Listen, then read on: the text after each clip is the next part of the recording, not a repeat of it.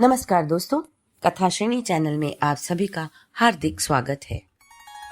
आज मैं आपके सामने घमंडी का सिर नीचा ये कहानी लेकर प्रस्तुत हुई हूँ। देवताओं के राजा इंद्र के स्वभाव के विषय में भला कौन नहीं जानता। अहंकारी, दंभी और लोभी तो थे ही। दूसरों की उन्नति देखकर जलना भी उनके स्वभाव की खास विशेषता थी। दूसरे देवताओं को वे अपने से तुच्छ समझते थे। अपनी राजगद्दी के विषय में वह इतने आशंकित रहते थे कि जहां कहीं कोई ऋषि मुनि तपस्या साधना में बैठा नहीं कि उनकी रातों की नींदें उड़ जाती थी। हमेशा सोचते रहते थे कि कहीं कोई साधक भगवान विष्णु को खुश करके उनसे उनका इंद्रासन ही न मांग ले। रसिक भी इतने थे कि अधिकांश समय रंभा, मेनका और उर्वशी जैसी अप्सराओं के नृत्यों की महफिल सजाए रहते थे। भगवान शंकर और ब्रह्मा जी उन्हें अक्सर समझाते रहते थे कि वे अपने स्वभाव को बदलें, लेकिन इंद्र पर कोई प्रभाव ही नहीं पड़ता था। एक बार देवर्षि नारद इंद्रपुरी आए। दोनों में बातचीत होने लगी। नारद जी दूसरे देवताओं के महत्व और प्रभाव की चर्चा कर रहे थे कि दूसरे देवता कितने श्रेष्ठ हैं, उनका अपने अपने स्थान पर क्या क्या महत्व है। किंतु इंद्र को यह सब बातें बिल्कुल अच्छी नहीं लगी। दूसरों की महिमा और महत्व का बखान सुनकर वह चिढ़ गए और बोले, नारद, आखिर मैं देवराज बनाया गया हूं तो इसीलिए कि मैं ही सब देवताओं में श्रेष्ठ हूं। फिर आप क्यों बार बार दूसरों की प्रशंसा कर रहे हैं? मेरे सामने उनका बखान करना एक तरह से मेरा अपमान है। क्या आप मेरा अपमान करना चाहते हैं?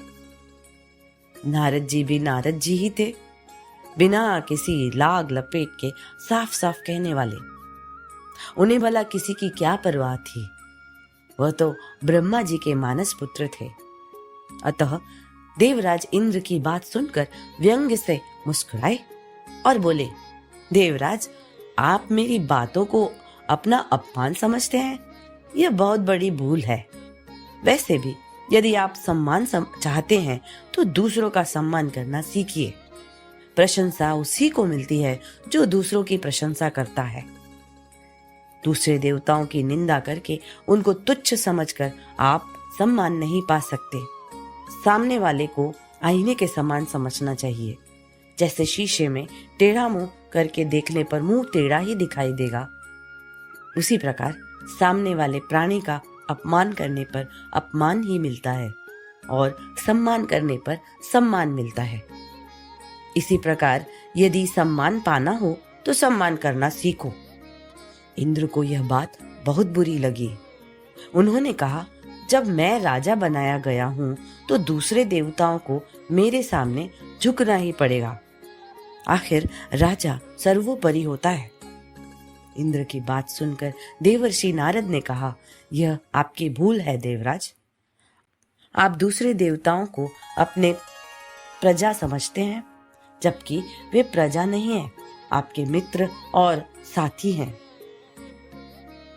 उनके साथ वैसा ही व्यवहार कीजिए जैसे साथी, मित्रों और सहयोगियों से किया जाता है।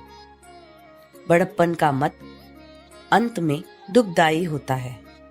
यह कहावत तो आपने सुनी ही होगी कि घमंडी का सिर हमेशा नीचा ही होता है। इंद्र ने अभिमानपूर्ण लहजे में कहा, इसमें घमंड वाली क्या बात है? मेरा प्रभाव दूसरों से अधिक है। मैं वर्षा स्वामी हूँ। बिना मेरी आज्ञा के एक बूंद पानी नहीं बरस सकता, और जब पानी नहीं रहेगा तो धरती पर अकाल पड़ जाएगा, अन्न उत्पन्न नहीं होगा और सारी दुनिया भूख और प्यास से तड़प तड़प कर मर जाएगी। देवता भी इसके प्रभाव से अछूते कहाँ रहेंगे? नारद जी बोले, आप ठीक कहते हैं देवराज, किंतु दूसरे देवताओं का महत्व भी कुछ कम नहीं है। जिस प्रकार जीवन के लिए जल आवश्यक है, उसी प्रकार अन्य वस्तुओं का महत्व भी कुछ कम नहीं। वायु, अग्नि, प्रकाश इनकी भी उतनी ही महत्ता है। कहने का तात्पर्य यह है कि वरुण देव, अग्निदेव, सूर्य देव सभी देवता अपनी अपनी शक्तियों के स्वामी हैं। सभी देवता कुछ न कुछ कर सकने में समर्थ हैं। आप उनसे मित्रता रखिए तभी कल्याण है, नहीं तो किसी समय आपदा में पड़ जाएंगे। बिना सहयोगियों के सहकार राज्य कार्य नहीं चल सकता। नारद जी की बात सुनकर देवराज इंद्र ठहाका मारकर हंस पड़े। बोले, हाजी जाइए भी, आप ठहरे महात्मा, शंख बजाने और मंजीरे पीटने के सिवा और आप क्या जाने। आप ब्राह्मण हैं, इसलिए इतना डरते हैं।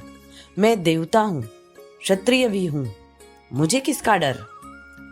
किसी दूसरे का डर चाहे ना हो, मगर शनि का भय आपको पहले सताएगा। यदि कुशलता चाहते हो तो शनि देव से बचकर रहें। वे एक बार कुपित हो जाएं तो सब कुछ तहस नहस कर डालते हैं, और जिसे अपने कृपा का पात्र बना ले आप उसके पौ 12 हो जाते हैं। यह कहकर नारद जी चल पड़े। इंद्र का अभिमान उन्हें खटक गया था। नारद का काम था संसार भर में समाचार इधर से उधर पहुंचाना। यदि उन्हें उस जमाने का चलता फिरता रेडियो कहा जाए तो अतिशयोक्ति न होगी। असल में वे देशाटन के प्रेमी और बातूनी थे, इसीलिए घूम फिर कर अपना मन बहलाते थे। वैसे बड़े विद्वान और महात्मा थे। तीसरे दिन नारद जी शनि लोक में जा पहुंचे। शनि देवता ने उनका स्वागत करके हाल चाल पूछा। नारद जी ने कहा, यूं तो सब कुशल मंगल है शनिदेव, मगर अपने इंद्रदेव कुछ ज्यादा ही अहंकारी और घमंडी हो गए हैं। अपने सामने किसी को कुछ नहीं समझते। कहते हुए नारद जी ने उन्हें इंद्र से हुआ पूरा वार्तालाप सुना दिया। इंद्र के अहंकार का पता पाकर शनिदेव ने कहा, आप चिंता ना करें, अगले रविवार को वैकुंठ लोक में सभा होगी, वहीं मैं इंद्र से मिलकर उन्हें समझा दूंगा। उनका सारा अहंकार उसी दिन दूर हो जाएगा।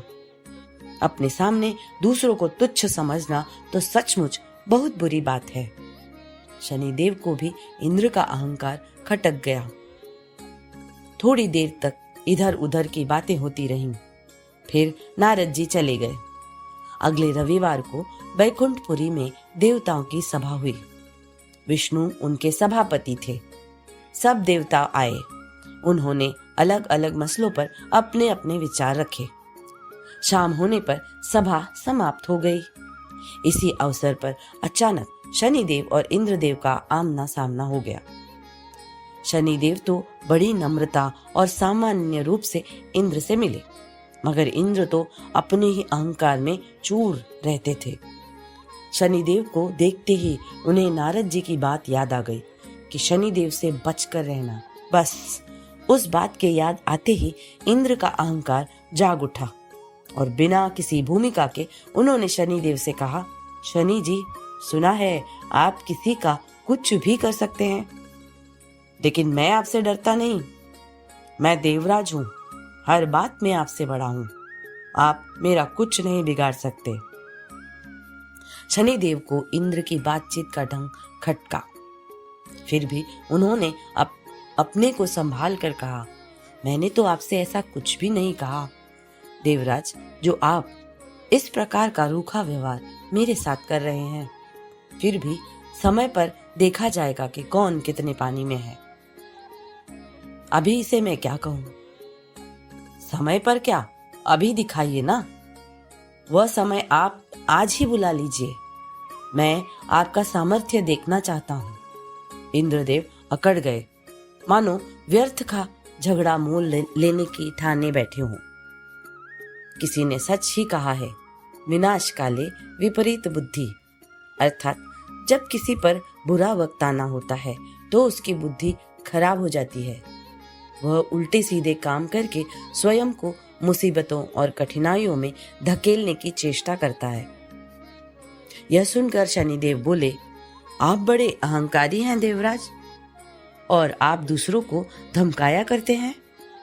लेकिन मैं फिर भी कहता हूँ, इंद्र आपसे नहीं डरेगा। इंद्र की बात सुनकर शनिदेव को क्रोध आ गया। उन्होंने गंभीर स्वर में कहा, देवराज, मैं आपसे विरोध नहीं बढ़ाना चाहता, फिर भी यदि आप अहंकार में चूर होकर दूसरों को अपमानित करना चाहते हैं तो सुन लीजिए, कल आपको मेरा भय सताएगा, यहाँ तक कि आप खाना पीना तक भूल जाएंगे। हो सके तो कल मेरी पकड़ से बचने का उपाय कीजिएगा। यह कहकर शनिदेव तेजी से एक ओर चले गए।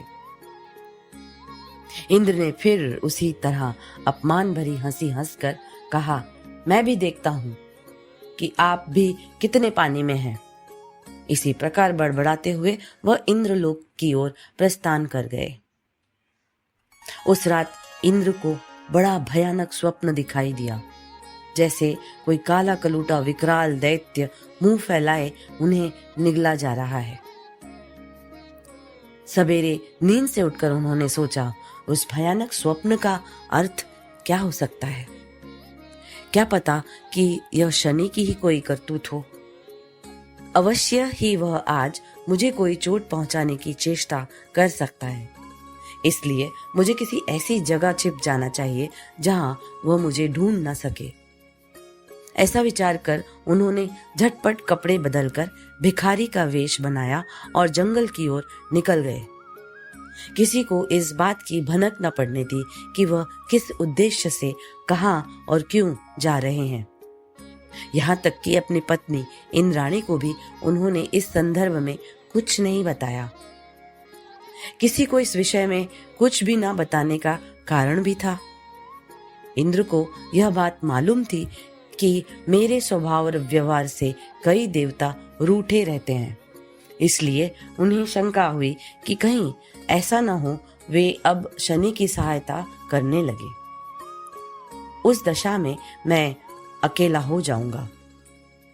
बस इस विचार के उठते ही उनका साहस टूट गया और वे भयभीत होकर जंगल के घने भाग में जा घुसे। अब तक दिन का एक पहर चढ़ आया था। इंद्र ने सोचा, आखिर जब शनि ने मुझे चुनौती दी है तो मेरी खोज भी करेंगे। बिना मुझे खोजे तो वह मेरा कुछ बिगाड़ नहीं सकते, लेकिन मुझे खोजने में भी वे कोई कसर नहीं छोड़ेंगे। इसके लिए भले ही उन्हें धरती आकाश एक करना पड़े। अरे हाँ, आकाश के नाम पर ध्यान आया कि कहीं ऐसा तो नहीं कि वे आकाश मार्ग से उड़ते हुए मुझे यहाँ देख लें। इसलिए किसी झाड़ी के पीछे छिपकर बैठना चाहिए। आसपास झाड़ियां तो थी, पर उनमें भी दिखाई दिए जाने की आशंका थी। हार कर इंद्र ने एक पुराने पेड़ के कोटर में शरण ली। पेड़ बहुत बड़ा था। उसका कोटर का गुफा जैसा चौड़ा और गहरा था। इंद्र उसी में छिपकर बैठ गए।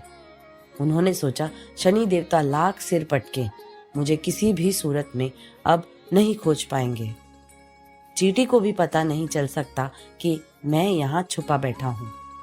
फिर शनि की तो बिसात ही क्या है। शनि का अहंकार आज ही मिट जाएगा। व्यर्थ ही उन्होंने सारे संसार को डरा रखा है।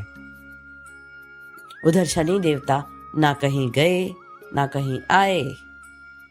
धमकी देने के समय उन्होंने केवल अपनी छाया भर इंद्र पर डाल दी थी, बस। वे अपना काम करते रहे। इंद्र कहाँ हैं, क्या कर रहे हैं, इससे उन्हें कोई मतलब नहीं था। उन्हें अपनी शक्ति पर विश्वास था। वे जानते थे कि इंद्र चाहे जहां जाए, मेरी छाया अपना प्रभाव अवश्य डालेगी, और ऐसा हो भी रहा था। शनि के बिना कुछ किए ही इंद्र की शांति भंग हो चुकी थी। अपनी सुरक्षा के चक्कर में खाना तो क्या, उन्हें पानी पीने का तक की भी सुध नहीं थी। बात केवल दिन भर की थी। जब सूरज डूब गया और रात आने लगी, तब इंद्र कोटर से बाहर निकले। चौकन्नी निगाहों से इधर उधर देखा, कहीं कोई न था। समझ गए कि या तो शनिश्चर इधर आए ही नहीं, और अगर आए भी होंगे तो थक हार कर लौट गए होंगे। आखिर मुझे खोजना इतना आसान कहाँ था। मेरी गंध तो हवा तक को नहीं मिली, शनि की क्या गिनती है। यही सब सोचते हुए इंद्र मन ही मन खुश हो रहे थे, और होते भी क्यों नहीं। अपनी समझ के अनुसार तो उन्होंने शनि देव को धोखा दे ही दिया था। अब तो उन्हें उस क्षण का इंतजार था कि कब शनि देव से भेंट हो और वहां उन्हें अपमानित करें, उनका उपहास उड़ाएं। अंधेरा बढ़ता जा रहा था। इंद्र ने अंगड़ाई लेकर देह को एक झटका दिया और जल्दी जल्दी अपने इंद्रलोक की ओर चल दिए। दूसरे दिन सुबह ही उनका सामना शनिदेव से हो गया। शनिदेव उन्हें देखकर अर्थपूर्ण मुद्रा में मुस्कुराए। इंद्रदेव उनकी मुस्कान में छिपे व्यंग्य को न समझ सके और विजय के मद में चूर होकर बोले, कहिए शनिदेव, कल का पूरा समय निकल गया और आप मेरा बाल भी बांका न कर सके। अब तो कोई संदेह नहीं है कि मेरी शक्ति आपसे अधिक है। इंद्र की बात सुनकर शनिदेव ठहाके मारकर हंस पड़े। उनको इस प्रकार हंसते देखकर इंद्रदेव झंझला उठे और कुड़कर बोले, आपको हंसी आ रही है, लेकिन आपकी जगह पर कोई दूसरा होता तो शर्म के मारे मुंह छुपा लेता। आपने कल बड़े ताव से मुझे पकड़ लेने की चुनौती दी थी, लेकिन पकड़ना तो दूर, आप मुझे छू भी न सके। क्या यही है आपका सामर्थ्य? इसी बल पर आप फूले फूले फिरते हैं? दरअसल नारद जैसे लोगों ने आपको बेवजह सिर पर चढ़ा रखा है और वे ही आपका नाम लेकर दूसरों को डराते रहते हैं। आप में कितना बल है यह मैं देख चुका हूं। शनिदेव ने हंसते हुए कहा, आप जैसे बुद्धिमान को कौन समझाए। आप हारे और मैं जीता, फिर भी आप मुझे धिक्कार रहे हैं। जाकर किसी और को यह सारी घटना सुनाइए, तब पता चलेगा आप कितने बुद्धिमान और साहसी हैं। इंद्र ने आंखें निकाल कर पूछा, क्या कहा? मैं हार गया हूं? कैसे? आप अपनी विजय का प्रमाण तो दीजिए। खाली कह देने से क्या होता है? इस प्रकार तो मैं भी कह सकता हूं कि विजय मेरी हुई है। कल का पूरा दिन निकल गया, आखिर क्या बिगाड़ पाए आप मेरा? आप मेरा बाल तक बांका नहीं कर सके। पूरी तरह स्वस्थ और निश्चिंत आपके सामने खड़ा हूं मैं। अगर ऐसी बात है तो सुनो, पहले परसों मेरे द्वारा कहे गए शब्दों पर गौर करो। शनिदेव ने कहा, मैंने कहा था कि कल आप खाना पीना भूल जाएंगे। वही बात हुई। आप मेरे भय से पेड़ के कोटर में जा छुपे। दिन भर न खाया न पिया। आपने मारे भय के बाहर झांका तक नहीं। यह मेरी छाया का ही प्रभाव था, जो मैंने आप पर उसी समय डाल दी थी जब परसों हमारी भेंट हुई थी। मुझ में इतनी शक्ति है कि स्वयं न जाकर अपनी छाया से ही किसी को पकड़ लेता हूँ। उसी छाया के प्रभाव से आप डर कर भागे और दिन भर बिना कुछ खाए पिए कूटर में छुपे रहे। जिसे आप अपनी बुद्धिमानी समझते हैं, वह मेरा भय था। यदि भय ना होता तो राजभवन छोड़कर कूटर में जाकर छिपने का कारण क्या था? अरे, भय के मारे तो आपने अपनी पत्नी इंद्राणी को भी कुछ नहीं बताया। जरा सोचो कि जब मेरी छाया ने ही कौतूहल दिखा दिए, तो यदि मैं प्रत्यक्ष रूप से कुपित हो जाता तो क्या होता? शनिदेव की बात सुनकर इंद्र का सिर नीचे हो गया। हाथ जोड़कर बोले, मेरा अहंकार दूर हो गया शनिदेव। सचमुच आप मुझसे अधिक समर्थ और प्रभावशाली हैं। मुझे मेरी धृष्टता के लिए क्षमा करें। नारद जी ने सत्य ही कहा था, आप बड़े और बलशाली हैं। शनि देवता ने इंद्र को गले से लगा लिया और बोले, महाराज इंद्र, घमंडी का सिर हमेशा नीचा होता है। इंसान हो या देव, उसे कभी घमंड नहीं करना चाहिए। प्यारे दोस्तों, आशा है आपको ये कहानी जरूर पसंद आई होगी और इस प्रकार की नई कहानियों लेकर मैं फिर से अपने चैनल कथा श्रेणी में उपस्थित होंगी। कृपया इस चैनल को सब्सक्राइब करें, लाइक करें, शेयर करें और कमेंट करें। अपना ख्याल रखें। अगली कहानी लेकर फिर आपसे मुलाकात होगी। तब तक के लिए स्वस्थ रहें, खुश रहें। धन्यवाद।